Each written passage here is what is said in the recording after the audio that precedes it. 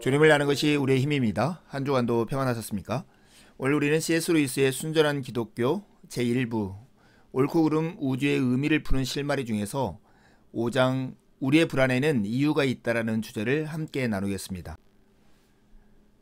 우리는 인간 본성의 법칙이라는 실마리를 통해서 신의 존재를 더듬어 찾아가고 있습니다. 이것이 일부 옳고 그름 우주의 의미를 푸는 실마리에서 우리가 하는 작업입니다. 일과에서는 인간에게는 인간 본성의 법칙이 있다는 것을 확인했죠. 그러나 실제로 그 법칙에 따라 살지 못하고 있다는 것도 확인했습니다. 이과에서 우리는 이 인간 본성의 법칙이 인간의 집단 본능도 아니고 교육을 통해 주입된 사회적 관습도 아님을 확인했습니다.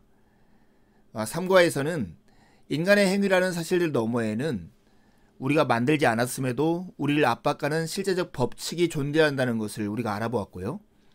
4과에서는 이 법칙의 배후에 무엇인가 있다는 것, 즉 우주를 지휘하고 있는 무언가가 존재하며 그 무언가는 우리 안에서 옳은 일을 하도록 재촉하고 그릇된 일에는 책임감과 불편함을 느끼게 만드는 하나의 법칙으로 나타난다는 것도 우리가 확인했습니다.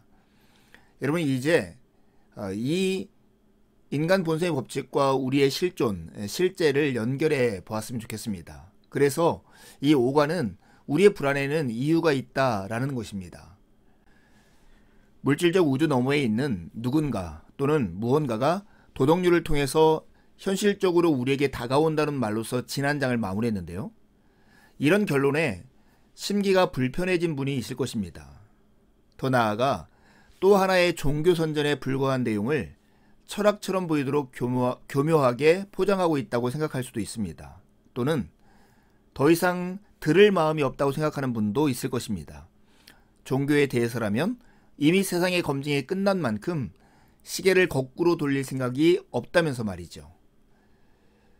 이런 식으로 생각하는 분들에게 하고 싶은 3가지 이야기가 이 5과에 담겨져 있습니다.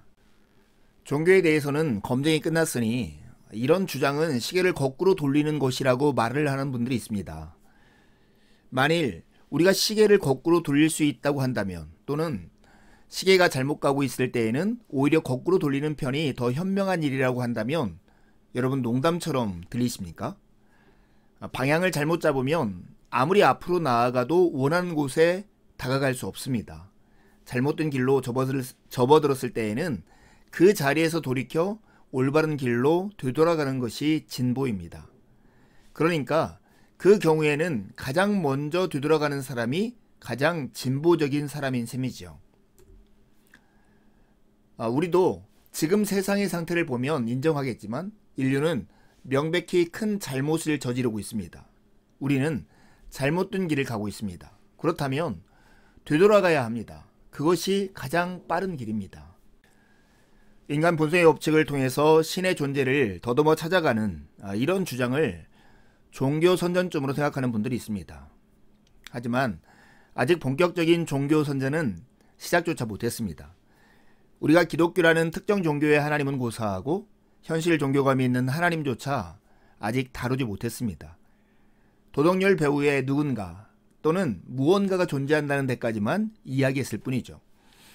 우리가 성경이나 교회의 도움 없이 우리 자신의 힘으로 이 누군가에 대해서 알아보고 있는 중입니다. 분명히 말하고 싶은 점은 이렇게 할 때 우리는 충격적인 사실을 발견하게 된다는 점입니다. 우리는 이 누군가 무언가가 있다는 2가지 증거를 가지고 있습니다. 하나는 그가 만든 우주입니다. 만일 우리가 우주를 유일한 단서로 사용한다면 그는 위대한 예술가이지만 인간의 친구는 될 수 없는 무자비한 존재라는 결론이 나옵니다. 왜냐하면 우주는 아주 위험하고 무서운 곳이기 때문이죠. 그러나 우리에게는 또 다른 증거가 있습니다. 또 하나의 증거는 그가 우리의 정신 안에 둔 도덕률입니다.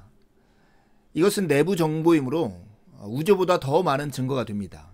이 2번째 증거를 볼 때 우리는 우주 배후에 있는 존재가 옳은 행동에 큰 관심을 가지고 있다는 결론을 내릴 수 있습니다. 그런데 하나님이 도덕률과 같다면 여기서 또 다른 종류의 딜레마가 생깁니다. 만일 하나님이 순전히 비인격적인 정신이라면 그 정신에게 용서해 달라거나 벌을 면하게 해 달라고 비는 것은 허튼 짓이 될 것입니다. 하나님이 이런 분, 즉 비인격적인 절대선이라면 결코 좋아할 수 없으며 따라서 전혀 개의치 않겠다라고 말한다 해서 피할 길이 생기는 것은 아닙니다. 문제는 여러분이 마음 한편에서 절대선의 편을 들고 있고 인간의 탐욕과 거짓과 착취를 인정하지 않는 그 절대선에게 내심 동의하고 있다는 데 있기 때문입니다. 이것이 우리가 빠져있는 끔찍한 곤경입니다. 여러분 잘 생각해 보십시오. 절대선이 우주를 다스리지 않는다라고 생각해 보십시오. 그렇다면 어떤 노력을 해도 우리에게는 소망이 없습니다. 반면에 절대선이 우주를 다스린다면 우리는 매일 그 선의 원수가 되는 셈이고 다음 날이라고 해서 사정이 나아질 기미가 전혀 없기 때문에 이 경우에도 역시 우리에게는 소망이 없습니다. 이것이 바로 딜레마이죠. 우리는 그 선 없이 살 수도 없고 그 선과 더불어 살 수도 없습니다. 하나님은 유일한 위안인 동시에 최고의 공포입니다. 우리에게 가장 필요한 존재인 동시에 가장 피하고 싶은 존재인 것입니다. 그는 우리의 유일한 동맹자가 될 수 있는 존재이지만 우리는 스스로 그의 원수가 되어버렸습니다. 인간 본성의 법칙이라고 하는 실마리를 통해서 신의 존재를 더듬어 찾아가는 이런 주장을 할 때 많은 사람들이 이것은 사람을 속이기 위한 것이다 라고 말을 합니다. 그렇지 않습니다. 이렇게 우회적인 방식으로 진짜 주제에 접근하고자 한 것은 사람들을 속이기 위해서가 아닙니다. 지금까지 서술해온 이런 사실들을 먼저 이해하기 전에는 기독교가 의미를 가질 수 없기 때문에 이러한 방법을 선택했던 것입니다. 기독교는 사람들에게 회개를 촉구하고 용서를 약속합니다. 그렇기 때문에 자신이 회개할 일을 저질렀다는 사실을 모르는 사람, 자신에게 용서가 필요하다고 생각하지 않는 사람에게는 기독교가 아무 의미도 가질 수 없습니다. 먼저 도덕률이라는 사실이 정말로 존재하며 그 법칙의 배후에 어떤 힘이 있고 우리가 그 법을 어김으로써 그 힘과 잘못된 관계를 맺게 되었다는 것을 깨달아야 합니다. 스스로 병들었다는 것을 알 때에야 비로소 의사의 말에 귀를 기울일 것입니다. 그처럼 우리는 인간이 거의 아무 가망도 없는 처지에 있다는 점을 깨달을 때에야 비로소 그리스도인들의 말을 이해하기 시작할 것입니다. 우리의 불안에는 이유가 있습니다. 우리는 그리스도인들이 전하는 오래된 이야기에 귀를 기울여야 합니다. 그리스도인들은 왜 인간이 지금처럼 선을 미워하는 동시에 사랑하는가에 관해 설명해 줍니다. 하나님이 어떻게 도덕열 배후에 있는 비인격적 정신인 동시에 인격적일 수 있는지에 관해서도 설명해 줍니다. 그들은 여러분과 제가 충족시킬 수 없는 이 법이 어떻게 우리를 위해서 충족되었는가, 어떻게 하나님 자신이 인간이 되어 그를 인정하지 않는 인간들을 구원하셨는가에 관해서 말해줍니다. 이것은 오래된 이야기입니다.